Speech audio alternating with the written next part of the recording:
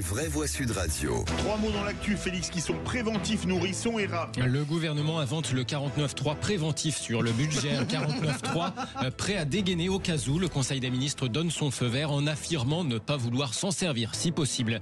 Le nourrisson prématuré enlevé par ses parents à Aulnay-sous-Bois reste introuvable, mais la voiture de ses parents a été abandonnée en Belgique, à Charleroi.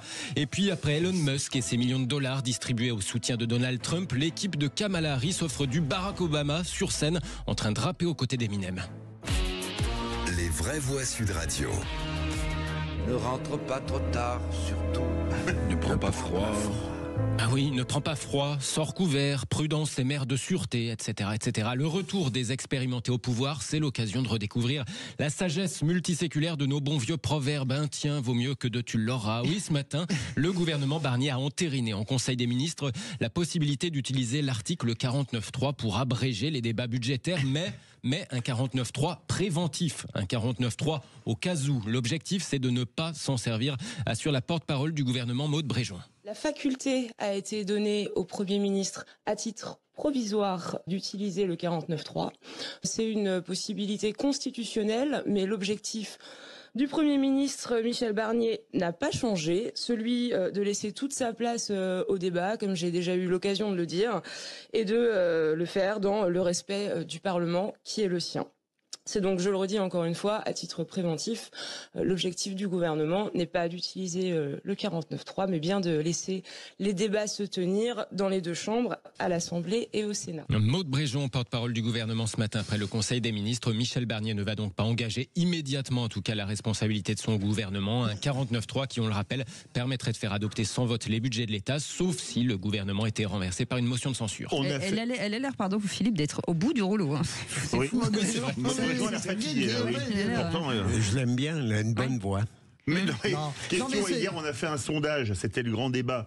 82%, je crois, des auditeurs disaient que le budget passerait par le 49.3. Est-ce que ça vous paraît possible autrement, Philippe Bilger? Ah non, mais je suis pas non plus un...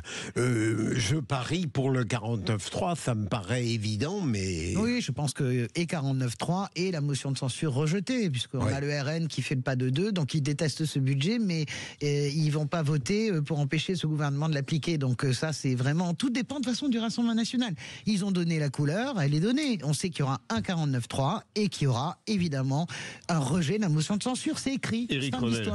Oui, pour une raison très simple, c'est que quand vous votez un impôt qui devient pérenne, j'en parlais tout à l'heure, la surtaxe sur les hauts revenus, Barnier s'est engagé à ce qu'aucun des impôts qu'il allait imposer soit pérennisé. Donc dès l'instant où l'amendement a été voté, s'il veut tenir sa parole, il ne peut pas faire autrement que passer par un 49.3. Et je rappellerai à Françoise quand même, parce que j'ai vérifié, juillet 2024, Madame, je l'appelle Castet, mais en fait elle s'appelle Castet. Hein. Castet. Voilà, Lucie Castet, qu'est-ce qu'elle avait dit? Elle avait dit: je ne peux pas affirmer que je n'utiliserai pas un 49.3. Donc, si vous voulez, quand vous n'avez pas de majorité, que la gauche ne donne pas de leçon aujourd'hui. Non, mais la gauche, d'ailleurs, la gauche, vous avez vu que personne ne donne leçon sur le 49.3. Sérieusement, personne. Hein. Tout le monde sait que ça arrive, voilà. Le deuxième mot, le bébé prématuré. Françoise, le bébé prématuré enlevé hier à Aulnay-sous-Bois n'a toujours pas été retrouvé. Oui, en revanche, la voiture des parents a été découverte à Charleroi, en Belgique. Des parents toujours en fuite. Ils ont abandonné l'Audi qui figurait sur l'avis de recherche. On rappelle qu'avant-hier, ces deux jeunes parents connus par la justice avaient enlevé leur bébé Santiago de son hôpital alors qu'il nécessite des soins continus puisqu'il est très prématuré. Au surlendemain de la fin des soins, il y a de quoi nourrir de vraies inquiétudes quant à l'état de santé de ce nourrisson ce soir.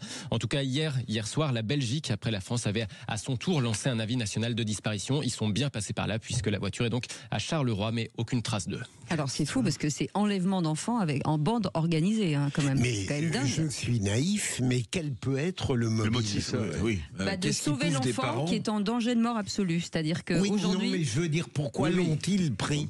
C'est vraiment la question psychologique, je suis d'accord, mais c'est hallucinant. Visiblement, d'après ce que dit la police, c'est peut-être parce qu'on voulait leur enlever, en fait. La garde. Et donc peut-être que les services sociaux voulaient l'enlever, et je pense que... C'est possible, c'est possible, mais c'est terrible, c'est absolument affreux, ça me rend malade. Ça fait 18 heures qu'il a été enlevé, 36 heures qu'il a été enlevé, donc J'écoutais un pédiatre sur une télé là hier qui disait de quoi il a besoin. En fait, c'est un grand prématuré, donc il est né à 6 mois, donc il a besoin d'oxygène en fait en permanence. D'oxygène et de perfusion. Et de perf. Ouais. Voilà, donc cet enfant. Donc là, ils vont aller chercher dans les pharmacies, dans les hôpitaux, parce que j'imagine que les parents se rendent bien compte que l'heure tourne. Est-ce que vous pensez qu'à un moment donné, sérieusement, faire une chose comme ça, est-ce que ça veut dire qu'ils ont une conscience Enfin, je sais pas. On ne sait pas. Écoutez, on verra l'issue. Et le troisième mot, Philippe. Rap. Barack Obama voulait envoyer du lourd pour soutenir Kamala Harris. Face aux $1 million par jour d'Elon Musk pour soutenir Donald Trump, la campagne de Kamala Harris répond donc avec du Eminem, suivi sur scène par President Barack Obama.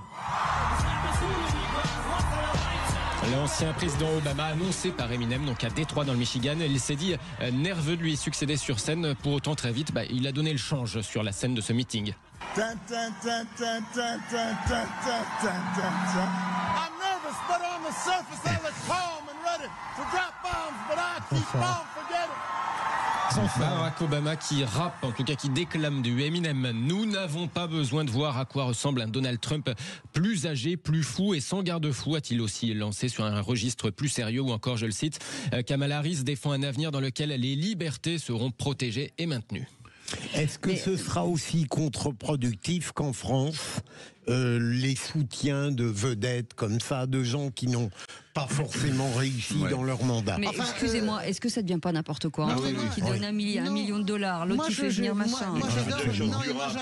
Moi j'adore les campagnes américaines pour ça, parce que la réalité c'est que, ok, elle est exceptionnelle. Mais c'est quoi le fond en fait? Mais le fond, ça fonctionne véritablement comme ça, c'est-à-dire que je pense pas du tout que Trump s'est planté avec son histoire de McDonald's. Je pense qu'il a touché une catégorie, et je pense absolument que Obama qui rappe avec Eminem, qui est un des plus grands rappeurs du monde, en tout cas la méga star du rap, ça a un sens aussi pour l'électorat.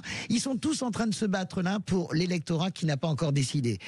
Trump a consolidé le sien, Kamala Harris aussi, mais il y a tout ce marais qui no vote en fait, et ce marais là, donc moi j'adore les campagnes américaines. J'avais couvert celle d'Obama en 2008 lors de sa conquête. Bon voilà, c'est exceptionnel, c'est exceptionnel, voilà. Moi je trouve ça grandiose. Ce qui est très fort quand même de la part de Trump, c'est qu'il est milliardaire, il y a le million par jour de Musk, et qu'il incarne beaucoup plus l'Amérique profonde et populaire que Kamala Harris, qui est démocrate.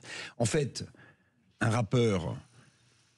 En fait, j'ai l'impression qu'Obama et les démocrates en général, et la plupart des commentateurs politiques en France sur les élections américaines, pensent que l'Amérique, c'est la côte Est et la côte Ouest. Non, je pense que c'est fini, ça. Mais en réalité, ce qui est très fort de la part de Trump, qui est milliardaire, qui est soutenu par des gens qui ont beaucoup d'argent, c'est qu'il incarne beaucoup plus l'Amérique profonde en difficulté que ne l'incarne Kamala Harris. Je pense que c'est fini, ça. L'histoire de la côte Est est terminée. C'était valable. Allez, merci François.